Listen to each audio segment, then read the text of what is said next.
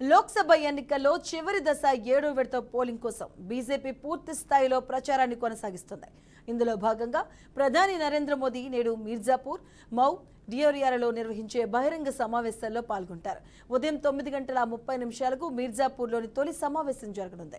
BJP మిత్రపక్షం అప్నదల్ జాతీయ అధ్యక్షురాలు కేంద్ర సహాయ మంత్రి అనుప్రియ పటేల్ అక్కడి నుంచి ఎన్నికల్లో పోటీ చేస్తున్నారు. ఇక అప్నదల్ కూడా రాబస్ట్గంజ్ స్థానం నుంచి పోటీలో ఉంది. అక్కడి నుంచి పార్టీ ఎమ్మెల్యే రింకీ కోల్ను రంగంలోకి దింపింది. ఇద్దరు అభ్యర్థులకు ఓటు వేయాలని మోదీ ప్రజలకు కోరనున్నారు.